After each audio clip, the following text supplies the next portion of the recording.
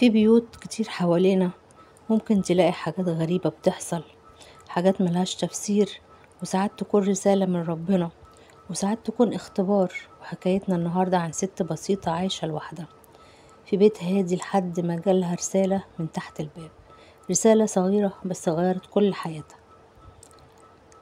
أهلا بيكم يا حبايبي، معاكم جدة ملك. عاملين ايه؟ يا رب تكونوا بخير. والحكاية النهاردة معانا كانت أم سعد، ست طيبة أرملة عايشة لوحدها بعد ما جوزها مات وعيالها اتجوزوا وسووا البيت الكبير اللي هم ورثوه عن أبوه. البيت كان في شارع قديم معروف إنه هادي وبسيط. في يوم من الأيام بعد العشاء بساعة سمعت خربشة على الباب، كأن حد بيزق الباب. حاجة صغيرة قامت تبص من العين السحرية، مفيش حد.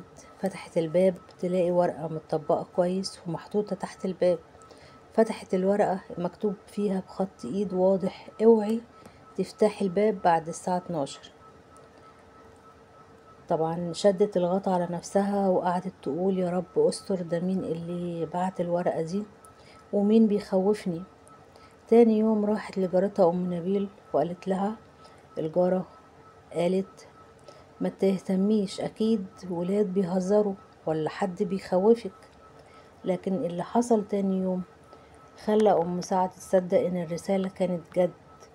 الساعة عدت 12 بالليل وهي سهرانة قدام التلفزيون، فجأة جرس الباب رن، رنة واحدة طويلة ومستمرة، ووراها خربشة تاني في الباب. ام سعد جريت على الباب وكانت هتفتحه، بس افتكرت الرسالة ووقفت تتنفس بسرعة وقلبها بيخبط.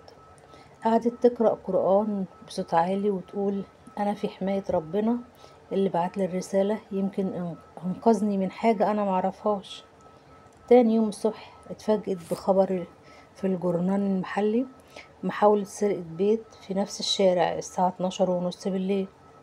والحرامي لما الست فتحت الباب وقفت أم سعد تبكي من الخوف. لا، مش من الخوف، من شكرها لربنا. وقالت: يمكن اللي بعت الرسالة دي كان ملاك أو إنسان ربنا بعتهولي، يمكن تكون رحمة من ربنا ليا بس من غير سبب. بس أنا ما فتحتش وربنا نجاني. مش كل رسالة لازم تكون على الموبايل. من الرسائل اللي بتوصلك من ربنا بتوصل في صورة إحساس أو ورقة أو حلم. خلي قلبك صافي واسمع الرسالة قبل ما تندم.